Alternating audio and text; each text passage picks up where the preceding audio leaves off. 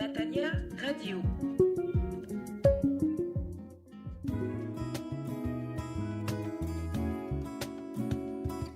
Chers auditeurs, nous allons écouter une prédication du pasteur Missimbasi Claude qui a pour titre « Heureux dans l'épreuve » et pour texte de référence Jacques chapitre 1 verset 12.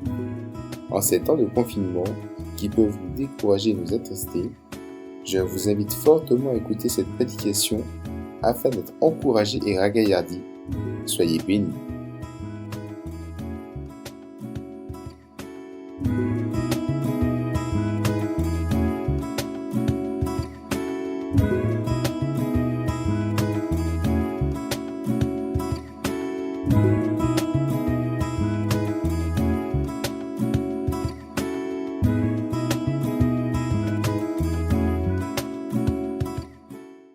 Bonjour frères et sœurs, j'espère que vous allez bien dans le Seigneur, que vous êtes en bonne santé et que le Seigneur a su vous garder jusqu'à ce jour. Nous sommes heureux de nous rencontrer via la radio et j'aimerais vous souhaiter de la part du Seigneur, de mon épouse, de ma maison, que la grâce et la paix vous sont données de la part du Dieu vivant, le Père, le Fils et le Saint-Esprit, un seul Dieu, éternellement béni. Nous voulons passer un court moment devant le Seigneur en méditant sa parole, dans les contextes que vous connaissez, que vous vivez.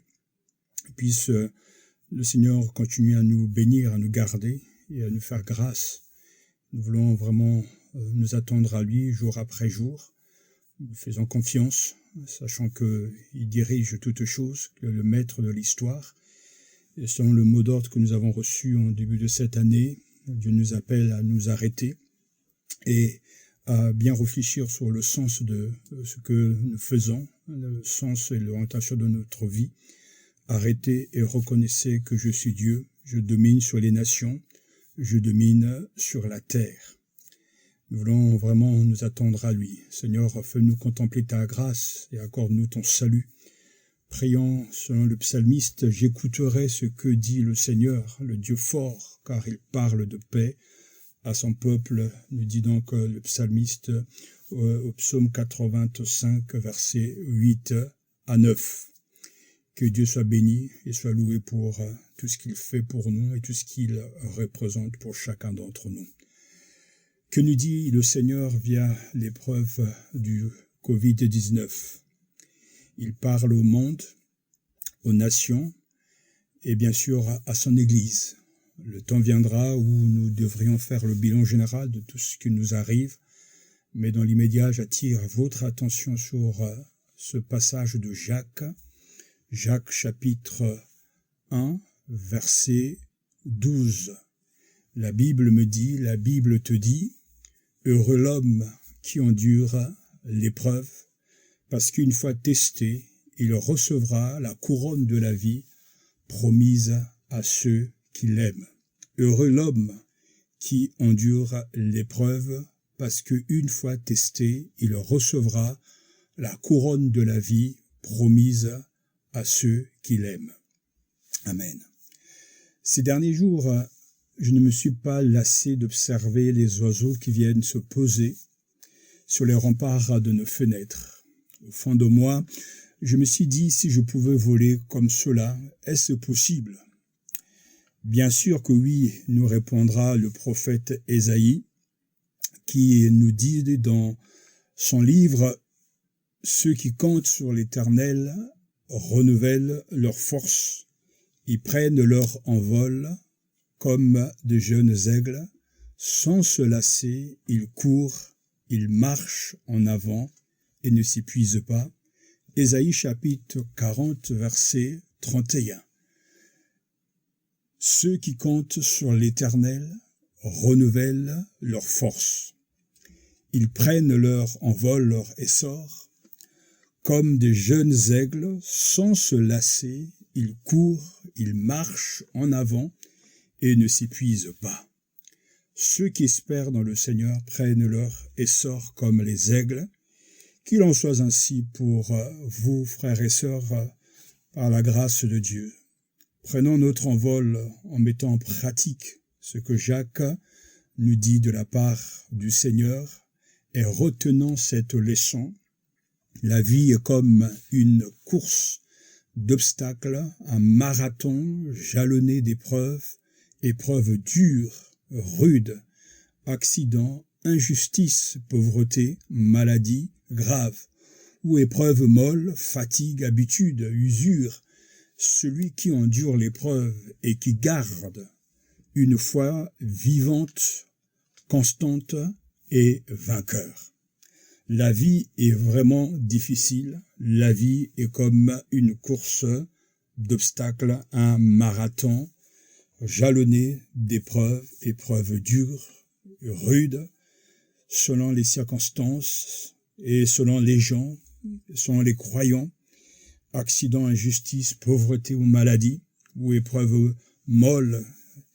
Celui qui endure l'épreuve et qui garde une foi vivante, constante et vainqueur.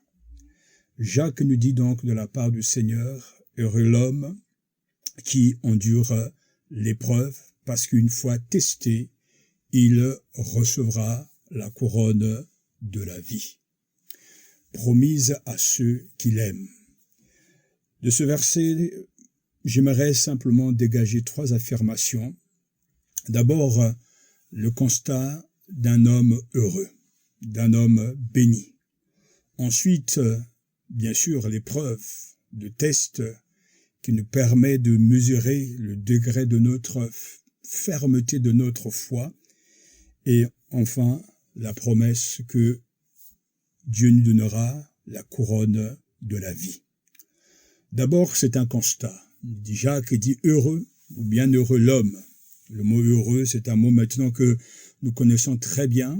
Jésus l'utilise dans le Sermon sur la montagne, Matthieu chapitre 5, où il nous parle là de cette bénédiction, de ce bonheur selon Dieu, heureux, heureux, heureux à maintes reprises.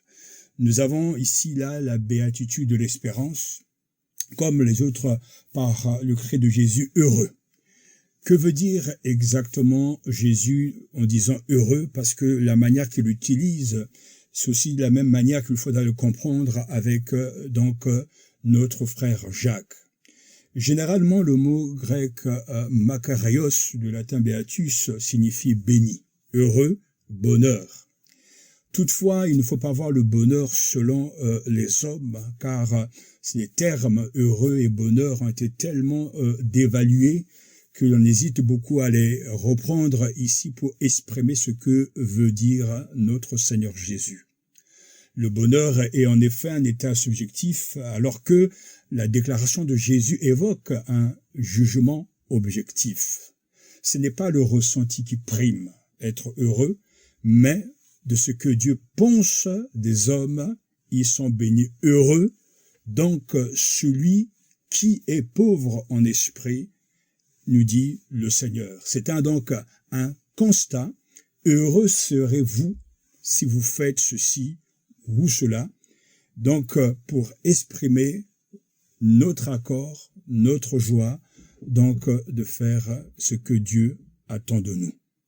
Jacques dit heureux, bien heureux, ou bien aussi on peut le rendre béni est l'homme qui persévère quand survient la tentation, car après avoir passé l'épreuve, il recevra sa couronne de vie que Dieu a promise à ceux qui l'aiment. L'épreuve du coronavirus est là, et nous chrétiens, nous devons nous comporter différemment des autres. Jacques nous dit heureux. Béni est l'homme qui persévère quand survient la tentation. Celui qui ne cesse pas d'avancer, celui qui n'abandonne pas, celui qui sans cesse endure l'épreuve.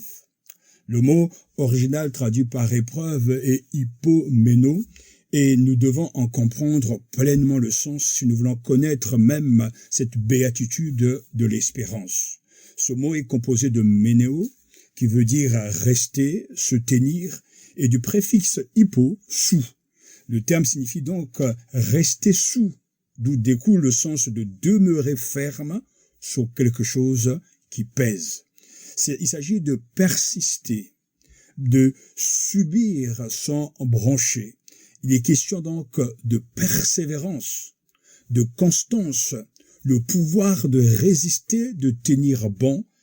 Heureux l'homme qui endure l'épreuve. Il s'agit toujours de tenir bon avec courage, d'endurer même ce qui est difficile à supporter, la fatigue, une pauvreté imméritée, des dommages, etc.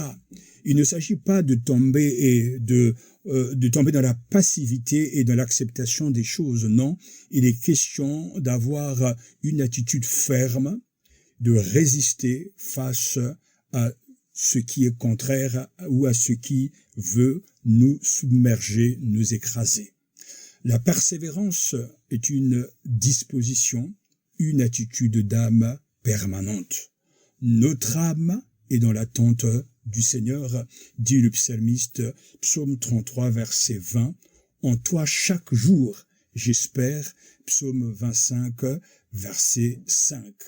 L'endurance, la ténacité, voilà ce que le Seigneur attend de nous dans cette situation, dans ces situations difficiles et compliquées, dans ces moments de tragédie, de larmes, de souffrance. La Bible dit « Heureux l'homme qui endure l'épreuve ». Cette soumission n'est pas une soumission passive face aux circonstances, mais une forme de persévérance sans relâche, sans broncher, une capacité à rester ferme, stable, avoir un comportement inébranlable face à l'épreuve. Par votre persévérance, vous sauverez vos âmes, est-il écrit dans Luc chapitre 21, verset 19. Ainsi, la première chose que nous devons faire accepter ce matin, face à l'épreuve de ce virus si puissant, si virulent, si sournois, c'est que le chrétien se tourne vers Dieu et Dieu lui dit « Heureux l'homme qui endure l'épreuve ». Il ne s'agit pas de baisser les bras, il ne s'agit pas de se décourager, ni d'avoir peur, mais de regarder la situation avec confiance en comptant sur le Seigneur. Heureux l'homme qui endure l'épreuve. Parce qu'une fois testé, il recevra la couronne de la vie promise à ceux qui l'aiment, nous dit donc Jacques. Il y a bien sûr cet état, cette condition première de pouvoir nous être heureux dans l'épreuve que Dieu permet, que Dieu envoie, mais nous devons aussi comprendre que cette épreuve, test, est une occasion, une aubaine pour nous de pouvoir, en tout cas, mettre à nu nos convictions et aussi sonder nos convictions. Pour les premiers chrétiens, les épreuves, qu'elles soient persécution, malheur, famine, l'oppression ou souffrance, sont comme le feu purificateur qui révèle l'authenticité de la foi. Heureux l'homme qui endure l'épreuve, nous dit le texte. Dans le livre de Deutéronome, chapitre 8, verset 2, il est question aussi là d'épreuve, de mise à l'épreuve. Il est écrit, tu te souviendras de toute la route que le Seigneur ton Dieu t'a fait parcourir depuis 40 ans dans le désert, afin de te mettre dans la pauvreté. Ainsi il t'éprouvait pour connaître ce qu'il y avait dans ton cœur et savoir si tu allais, oui ou non, observer ses commandements. L'épreuve ici ne désigne pas les difficultés de la vie, mais un test, où la liberté humaine est en jeu, et l'expérience du désert a été rude pour les Israélites, comme vous le savez, entre la volonté et le désir de Dieu, et la réponse du peuple, il y a vraiment un écart considérable. En commençant bien sûr de la libération d'Égypte à l'entrée en terre promise à Canaan, il y a 40 ans. 40 années où s'éprouve la fidélité au fil des tentations. Plusieurs fois on les voit s'en prendre à Moïse, remettre en question l'autorité de Dieu. Certains voulaient retourner en Égypte, ils regrettaient la nourriture de l'esclavage. D'autres ont tenté le Seigneur en le défiant donc de se manifester, de se montrer. D'autres ont même allé jusqu'à fabriquer le veau d'or pour, en tout cas, faire de Dieu une entité, une réalité visible. Constamment, ce peuple a été éprouvé dans le désert et lorsque Deutéronome 8 a été écrit et verset 2 a été écrit, nous dit très clairement, tu te souviendras de toute la route que le Seigneur ton Dieu t'a fait parcourir depuis 40 ans dans le désert afin de te mettre dans la pauvreté. Ainsi, il t'éprouvait pour connaître ce qu'il y avait dans ton cœur et savoir si tu allais, oui ou non, observer ses commandements. Toute épreuve, frères et sœurs, vérifie la profondeur des liens. Pour les Israélites, le texte que nous venons de lire nous dit très clairement, il t'éprouvait pour connaître ce qu'il y avait dans ton cœur et savoir si tu allais, oui ou non, observer ses commandements. Toute épreuve vérifie la profondeur des liens. Si réellement nous sommes attachés au Seigneur, l'épreuve nous le montrera, la réussite et la victoire dans l'épreuve nous le montrera très clairement. Parce que toute épreuve vérifie la profondeur des liens. Si nous sommes attachés au Seigneur par intérêt, l'épreuve viendra de toute façon défaire et détruire ce prétendu lien que nous avons avec le Seigneur. Mais lui qui est attaché au Seigneur, qui l'aime de tout son cœur, même quand l'épreuve viendra, même quand les souffrances feront en tout cas, leur travail en profondeur, le lien que nous avons avec lui ne sera jamais brisé. À l'exemple, par exemple, d'Abraham marchant vers le mont Moria avec Isaac, Genèse chapitre 22, un texte remarquable, un texte puissant. Or, après ces événements, Dieu mit Abraham à l'épreuve et lui dit « Abraham ». Il répondit « Me voici ». Il reprit « Prends ton fils, ton unique, Isaac, que tu aimes, pars pour le pays de Moria, et là tu l'offriras en holocauste sur celle des montagnes que je t'indiquerai. Le texte est très clair. Dieu mit Abraham à l'épreuve. Et lui dit Abraham, et Abraham répondit, me voici. Prends ton fils et offre-le-moi en holocauste. Ainsi, toute épreuve vérifie la profondeur des liens. Et nous connaissons bien la suite de ce récit magnifique. Abraham a réellement voulu livrer en sacrifice, en holocauste, son fils Isaac, qu'il aimait tant, croyant que Dieu avait le pouvoir de le ressusciter d'entre les morts. Et le Seigneur l'a arrêté, voyant sa consécration, son obéissance, sans faille. Il a reçu la bénédiction de Dieu d'être une source de bénédiction pour les générations futures. Jacques nous dit, en revenant à notre texte, « Heureux l'homme qui endure l'épreuve ».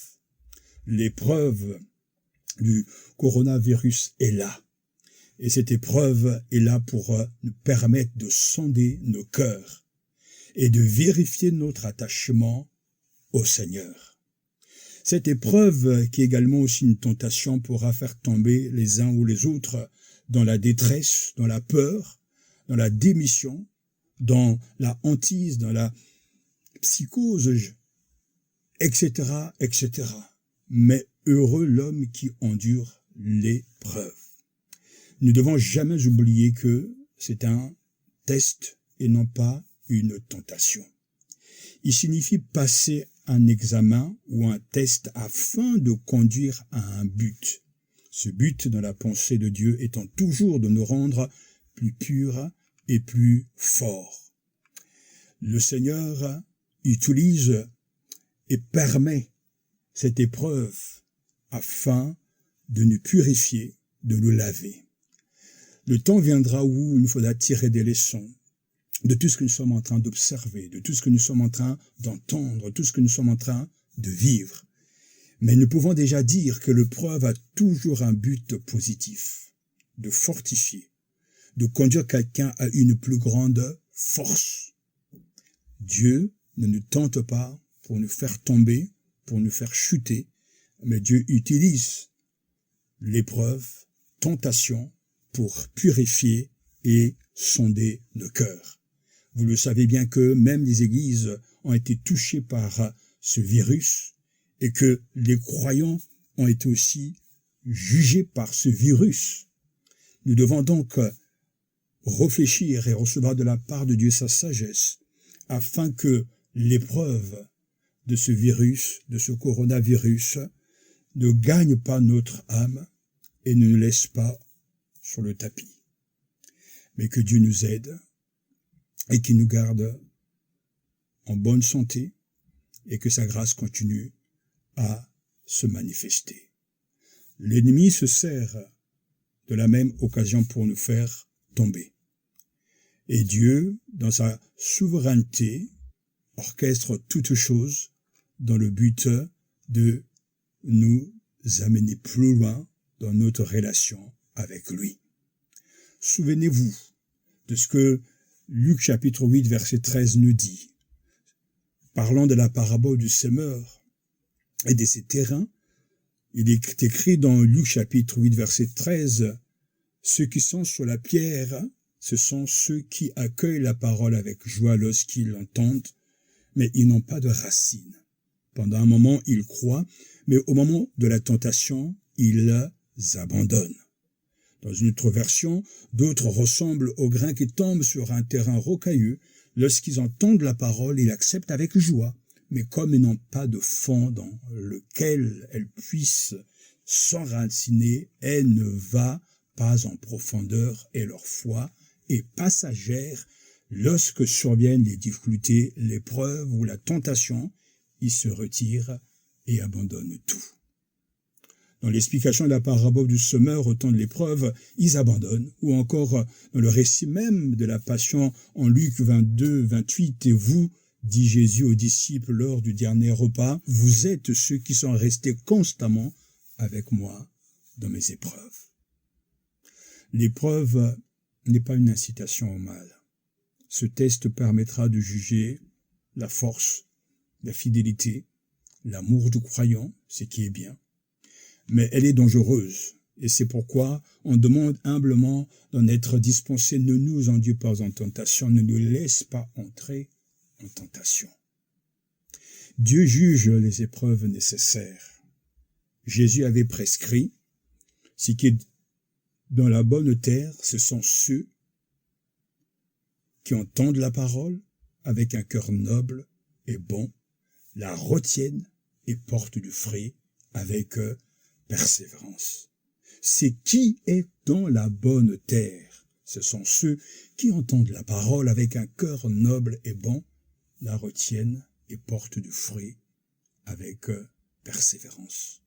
1 Pierre chapitre 1 verset 6 renchérit, voilà ce qui fait votre joie, même si actuellement il faut que vous soyez attristés pour un peu de temps par diverses épreuves. 1 Pierre, chapitre 1, verset 6. La joie doit dominer dans le cœur du chrétien.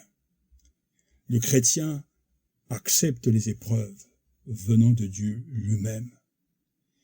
Le chrétien ne remet pas en doute la bonté de Dieu au sein de l'épreuve. Le chrétien ne redoute pas de passer par ces épreuves afin de révéler la profondeur de son cœur et de son attachement au Seigneur. L'épreuve appartient à la vie chrétienne normale. Et si l'un de vous manque de sagesse, qu'il la demande à Dieu, qui la lui donnera, car il donne à tous généreusement et sans faire de reproche. Écrit Jacques chapitre 1, verset 5. Les épreuves également forgent le caractère.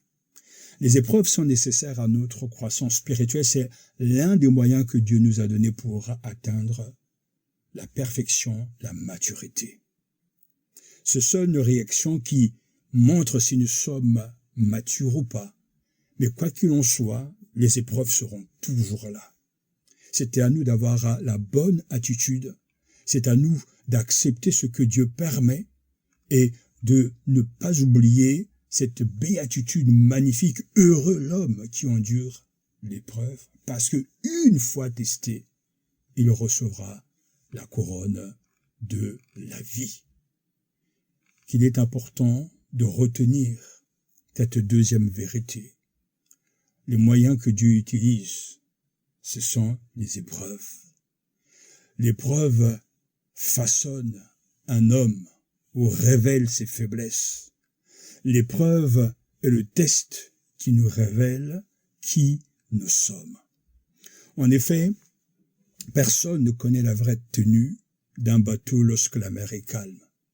Les qualités d'un soldat lorsqu'il défile ou celles d'un chirurgien lorsqu'il prend son repas. Non, mais testons une embarcation sur une mer déchaînée, un soldat sur un champ de bataille, un chirurgien devant une opération délicate, et nous découvrirons ce qu'ils valent réellement. Les derniers mètres d'une course, les dernières secondes d'un match ou les derniers instants d'un combat mettront en lumière les qualités ou faiblesses d'un homme. Nous devons apprendre à grandir par les épreuves, car elles sont indispensables à notre croissance. Jésus ne nous a jamais annoncé une vie sans difficulté, mais il nous a promis de nous aider, de nous secourir dans les épreuves, Vous aurez des tribulations dans le monde, mais prenez courage. J'ai vaincu le monde. Jean chapitre 16, verset 33. L'apôtre Pierre déclare, « Il faut que vous soyez attristés par diverses épreuves, afin que celle de votre foi, plus précieuse que l'or périssable, qui cependant est éprouvée par le feu, ait pour résultat la louange, la gloire et l'honneur, lorsque Jésus-Christ apparaîtra. » 1 Pierre chapitre 1, versets 6 et 7. Toutes ces épreuves, ces tests, ne sont pas, comme je l'ai dit, destinés à nous faire chuter, mais à nous élever et à nous conduire plus loin. Leur but n'est pas de nous vaincre, mais de nous rendre vainqueurs. Elles ne doivent pas nous affaiblir, mais nous rendre plus forts. Le chrétien est semblable à un athlète. Plus son entraînement est difficile, plus ses efforts le façonnent et l'équipent pour des futures victoires. Que l'épreuve soit douloureuse ou dangereuse,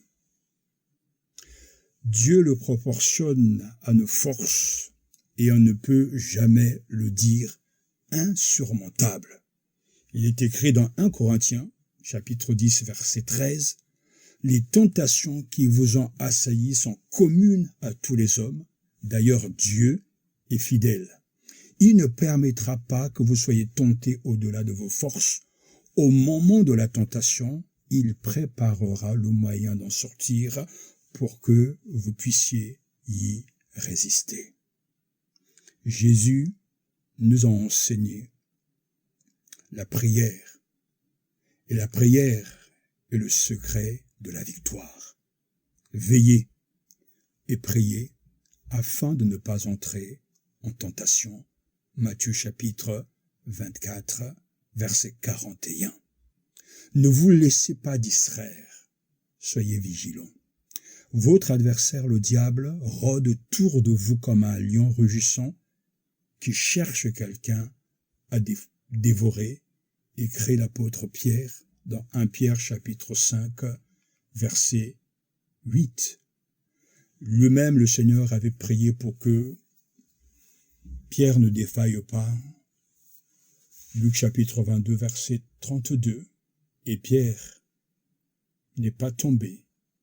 Il a pu donc passer avec bien sûr une certaine tristesse l'épreuve que le Seigneur avait orchestrée, voulue pour lui, mais il en est ressorti, affaibli, mais plus déterminé, plus puissant, car le Seigneur s'est délivré de l'épreuve, les hommes pieux. Ce sera la foi de l'Église, que le Seigneur s'est délivré de l'épreuve, les hommes pieux. 2 Pierre chapitre 2, verset 9. Nous devons donc implorer le secours du Seigneur. Nous devons donc compter sur lui. Parce que heureux l'homme qui endure l'épreuve. Et quand l'épreuve vient avec force, et nous y sommes, tournons-nous vers le Seigneur. Faisons-lui confiance. Le Seigneur sait délivrer de l'épreuve les hommes pieux. Il s'agit donc d'avoir une juste relation avec lui. Il s'agit donc de nous repentir de nos péchés. Il s'agit donc de rétablir le lien avec le Seigneur, de rétablir le contact avec lui, de retrouver la chambre de la prière, de retrouver sa Bible, de méditer ce livre nuit et jour, de vivre et de continuer à le louer, de le servir, de l'adorer en esprit et en vérité, car le Seigneur s'est délivré de l'épreuve, les hommes pieux. Il s'est délivré de l'épreuve. Nous pouvons lui faire confiance.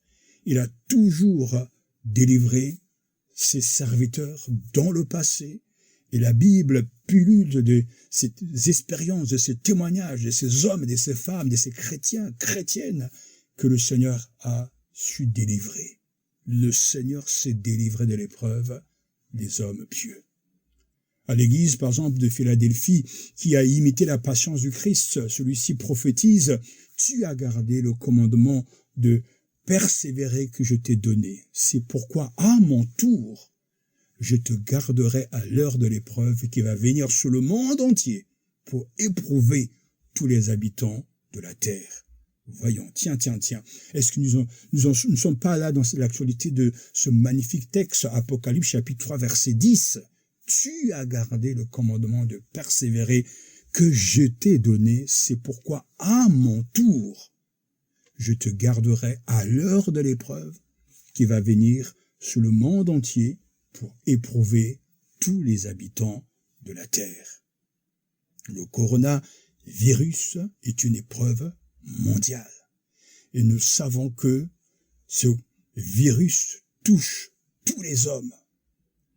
Et que l'on soit riche ou pauvre, que l'on soit intelligent ou moins intelligent, que soit le pays, ce virus est en train de montrer sa puissance, sa suprématie sur les hommes et sur même la science jusqu'à maintenant.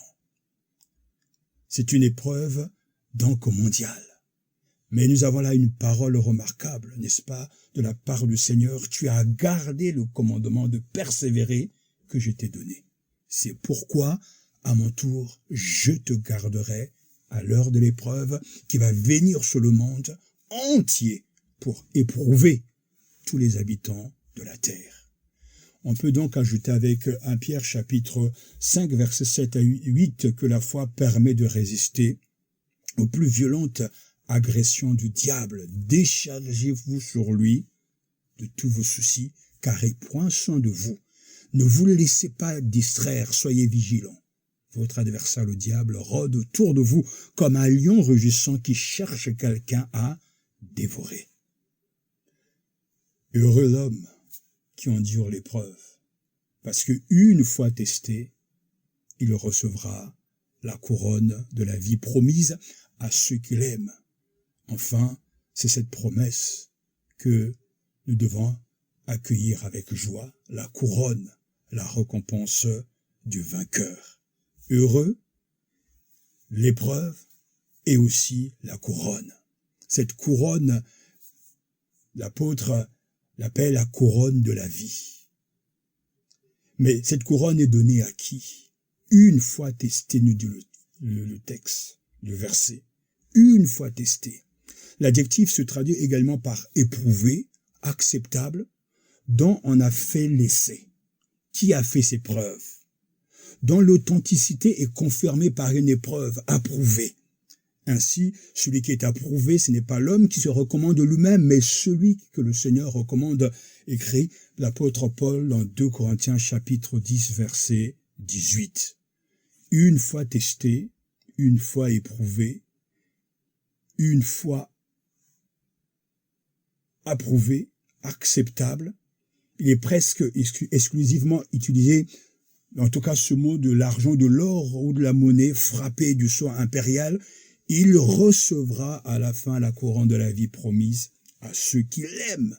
Ceux qui l'aiment, non pas une fois en passant, mais ceux qui l'aiment sans cesse, constamment, ceux qui aiment Dieu, qui aiment ce commandement, qui aiment sa maison, qui aiment les frères et sœurs, qui aiment propager la bonne nouvelle du royaume à ceux qui ne le connaissent pas, ceux qui sont attachés au Seigneur, qui demeurent dans sa parole, promise à ceux qui l'aiment, il faut bien ajouter sans cesse. Ainsi, ils le recevront. Celui qui aura donc été testé et qui aura reçu le test de l'épreuve et qui aura réussi à se maintenir dans la foi et qui restera fidèle jusqu'à la fin, le Seigneur lui remettra la couronne de la vie. La couronne ne se gagne que lorsqu'on a remporté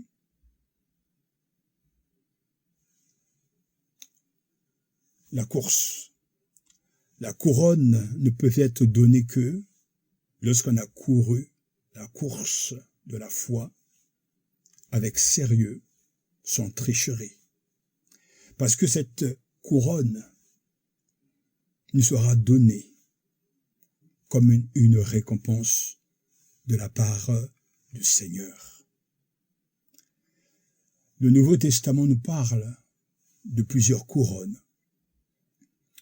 Et quand la Bible dit, dans 1 Pierre chapitre 5, versets 4 à 5, il dit « Et quand paraîtra le souverain berger, vous recevrez la couronne de gloire qui ne se flétrit pas.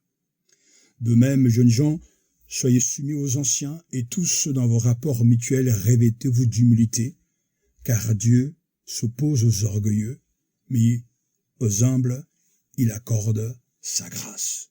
Et quand paraîtra le souverain berger, vous recevrez la couronne de gloire qui ne flétrit pas. »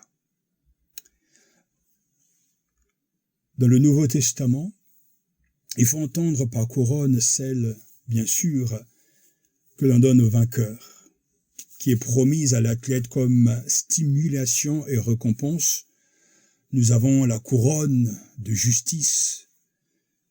Dans 2 Timothée chapitre 4 verset 8, « Dès maintenant m'est réservée la couronne de justice qu'en retour me donnera le Seigneur en ce jour-là, lui le juste juge, et non seulement à moi, mais à tous ceux qui auront aimé sa manifestation. » Il est également question, bien sûr, de la couronne de vie, celle dont nous sommes en train de parler. L'homme qui endure l'épreuve, parce qu'une fois testé, il reçoit la couronne de la vie, promise à ceux qui l'aiment. La couronne de la vie est une image pour évoquer la victoire de celui qui a gagné la course. Pour être vainqueur, il ne faut pas être le premier, ou le plus intelligent, le plus connu, le plus athlétique, le plus riche. Il suffit de rester humble et fidèle jusqu'au bout. Tel est le secret de la victoire et de la récompense. Il suffit de rester humble et fidèle jusqu'au bout. La Bible dit dans Apocalypse chapitre 2 verset 10, « Ne crains pas ce qu'il te faudra souffrir. Voici le diable va jeter des vôtres en prison pour vous tenter et vous aurez 10 jours d'épreuve. Sois fidèle jusqu'à la mort et je te donnerai la couronne de vie. Apocalypse chapitre 2 verset 10. Et le Seigneur nous donnera bien sûr la couronne éternelle, sa propre présence, lui le souverain berger. Vous recevrez de sa part la couronne de gloire qui ne se flétrit pas. Frères et sœurs, chers amis, retenons cette leçon.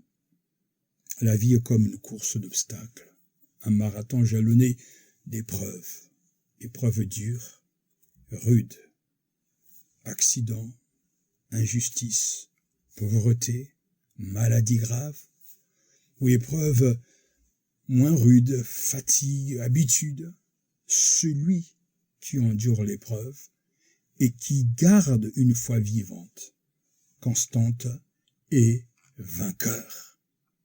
Heureux l'homme qui endure l'épreuve, parce qu'une fois testé, il recevra la couronne de la vie promise à ceux qui l'aiment. J'ai voulu, à travers quelques pensées, vous encourager, frères et sœurs, à tenir ferme et à garder ces vérités devant vous.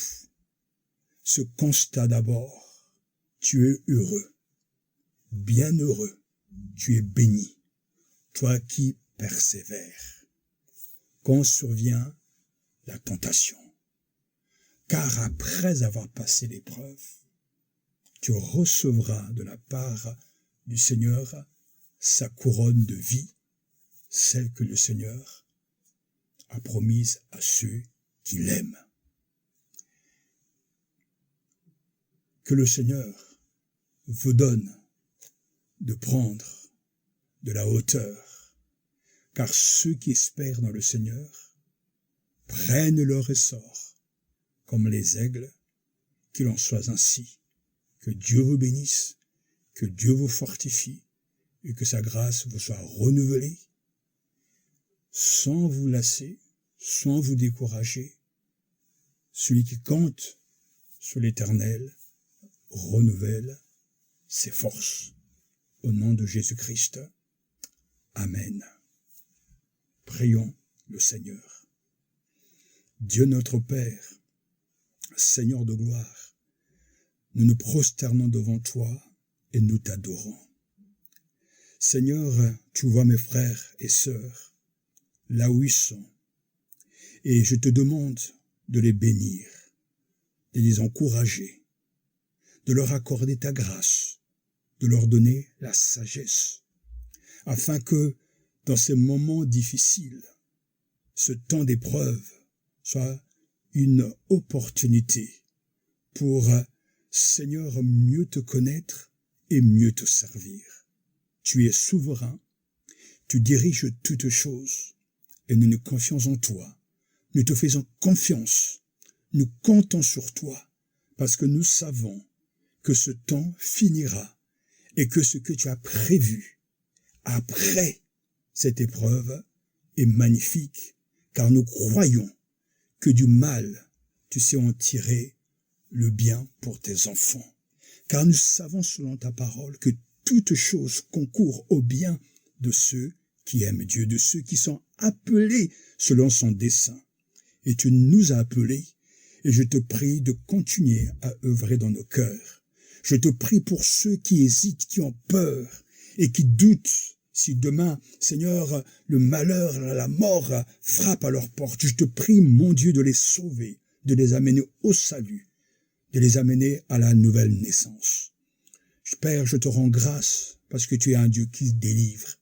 Tu es le Seigneur qui sauve de la mort. Tu es le Seigneur qui pardonne les péchés. Je te prie donc qu'il en soit ainsi pour les uns et les autres. Toi qui connais les besoins des uns et des autres, c'est toi qui nous donnes la santé, c'est toi qui nous donnes des solutions. Et nous te prions qu'il en soit ainsi. Nous te prions pour notre pays également, pour que tu continues à diriger, Seigneur, le pouvoir politique, le gouvernement, Seigneur, les scientifiques, afin que nous trouvions, qu'ils trouvent, Seigneur, le vaccin contre ce virus. Nous te donnons toute la gloire et nous nous soumettons à toi et nous te confions nos vies. Merci pour cette journée. Merci pour le service que nous continuons à exercer même dans nos maisons, parce que nos maisons sont toujours des temples, les maisons, la maison de Dieu. Merci pour ta grâce, merci pour cet instrument qu'est la radio, pour nous permettre d'être en communion les uns avec les autres. Que ton nom soit béni, que ton nom soit exalté, au nom de Jésus-Christ notre Seigneur et Sauveur. Amen.